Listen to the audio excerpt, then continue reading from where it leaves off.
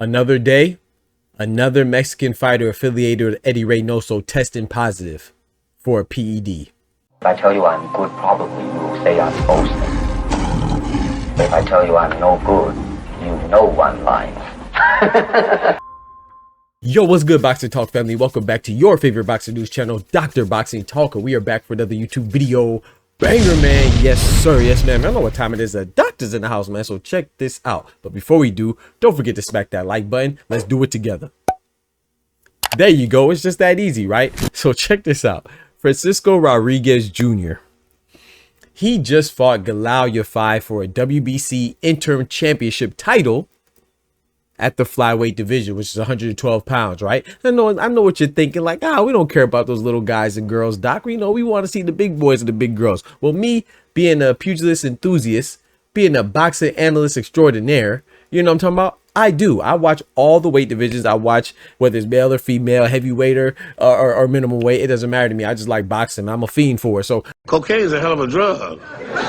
I did watch Galal Yafai versus Francisco Rodriguez Jr. and boy, was it surprising, you know, because Francisco Rodriguez Jr., he has quite a few losses, 6 to be exact. And a lot of people might write him off as an easy fight for the undefeated interim champion Galal Yafai, but it didn't end up being that way against the UK brethren, and Francisco Rodriguez, he looked very dominant throughout. And I remember during the broadcast, they asked on Twitter, what do we think about the fight? And this is what I said.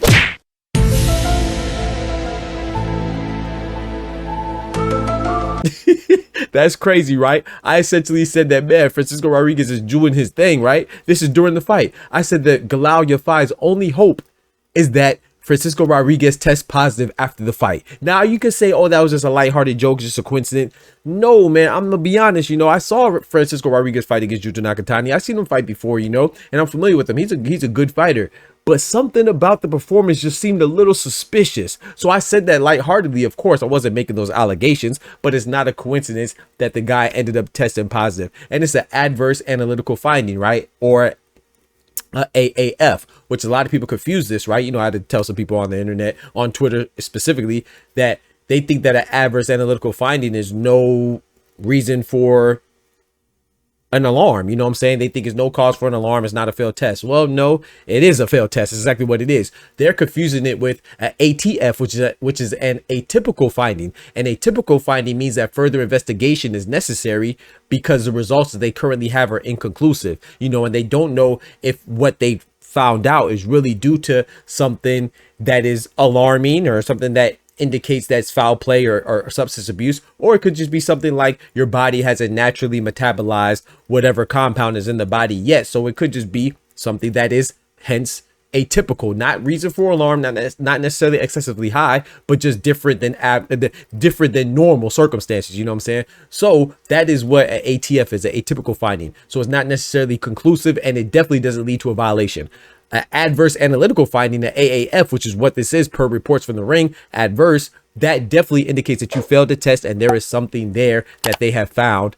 And now it's just up to them to determine whether you did it intentionally or not, So it seems like Francisco Rodriguez Jr. has definitely failed a test, and it's another Eddy Reynoso affiliated fighter. Now, shout out to my Mexican brethren and sister, and this is no knock on any type of nationality. You know how people get, right? I'm not talking about excommunicating Mexicans or Americans or Englishmen or Australians or Nigerians or Japanese. No, what I'm saying is that according to documentation, what we've seen, right, you cannot deny, right, it's undeniable, it's unequivocal, and it's categorically wait for it evident that something is going wrong. Something is going on in Mexico with the Mexican fighters, because a lot of the fighters that have been tested positive lately have been not only Mexican, but specifically, which is more alarming, affiliated with the Eddy Reynoso camp, right? So just this year alone, right, we have Francisco Rodriguez, right?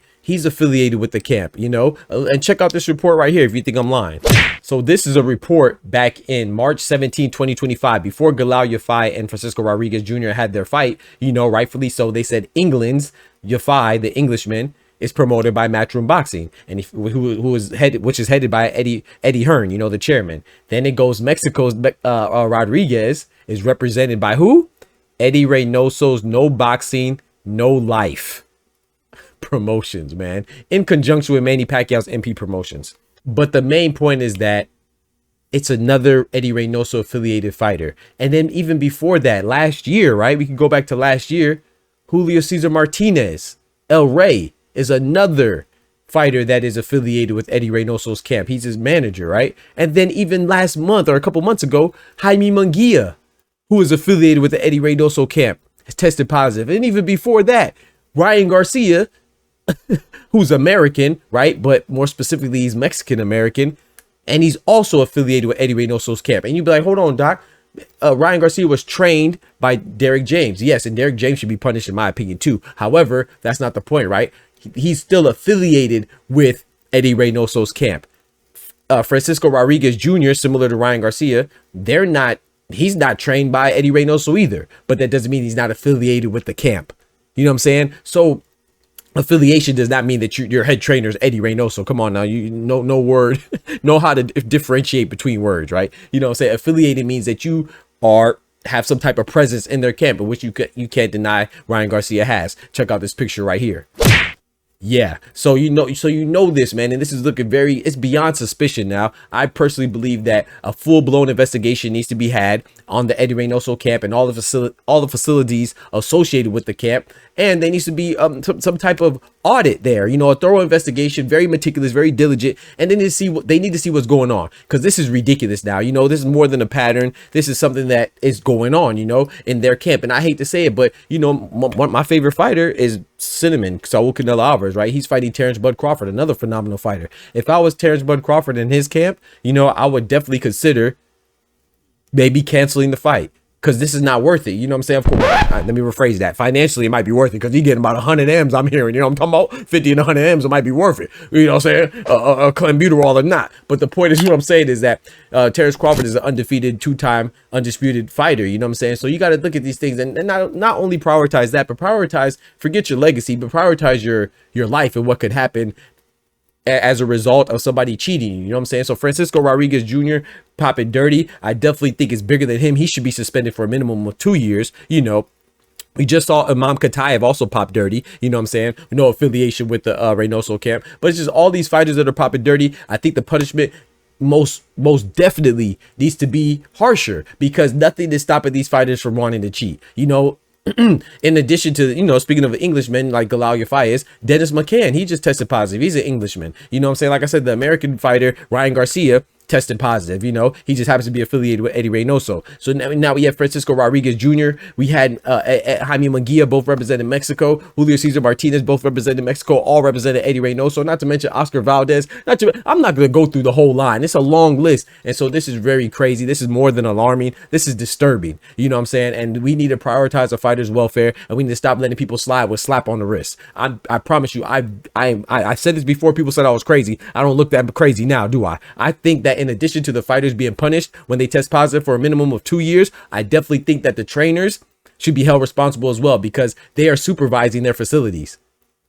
You know what I'm saying? So that has something to do with you, and negligence is not a good enough excuse. And I also think that the promoter should be reprimanded as well. Now, does that punishment come as a, I don't know, does it come as a reflection in a forfeiture of the purse? I don't know. Does it come with the reflection of that, you know, or the impact that you cannot be present in your corner for your fighter? For example, can Eddy Reynoso not be in Canelo's corner during his fight with Bud? I don't know. What you want to say? Do people have to lose their licenses? I don't know. Does a gym facility have to shut down for a while? I don't know. Maybe some combination of all, or maybe one in particular. I don't know, man. But what I am saying, though, and I'm going to add further specificity as to what I think. I do think that maybe people should start getting their license revoked, maybe for like 6 months or something, to let them know the severity and at least acknowledge the severity of these issues, man. We cannot have cheaters running rampant in the sport, man. It's disgusting. It's terrible. We should not tolerate it anymore, man. You know, Francisco Rodriguez should be ashamed of himself, but forget shame, tax them pockets,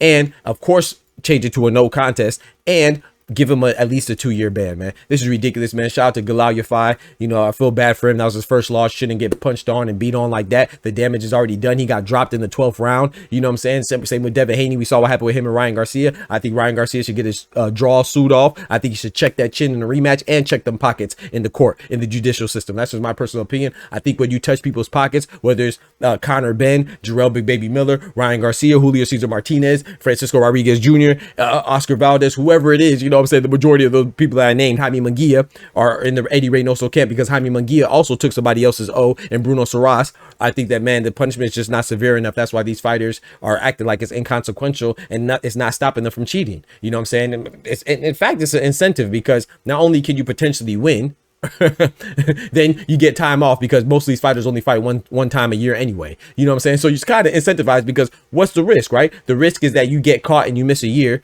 but the reward is that you win a fight that you probably wouldn't win. You wouldn't have won in the first place without your performance being enhanced by performance enhancing drugs. That's crazy, man, and it's disgusting, man. So let me know what y'all think about that. I personally believe that Eddy Reynoso's gym should undergo a thorough investigation, a serious, a significant, and a serious audit expeditiously. I think it should happen now. And yeah, man, I think that if they find anything, then he should be punished just as hard as the fighters, man. This is getting ridiculous. But y'all let me know what y'all think about that. Let me know what y'all think about that in the comments. Don't forget to smack that like button. But most importantly, remember, with God, we can do anything. Without God, we are nothing. If we don't stand up for the integrity, sanctity, and the purity of the sport, then who will? We know that these people won't, right? Because they haven't been doing it. So that's what we're doing over here. Appreciate y'all. The doctor's out. Peace. From the hood to college, both worlds they had to meet. 6 degrees between us, so cold we're about to freeze. But we're Florida boys, hot takes, we bring the heat. We're moving the culture, the engineers to the streets.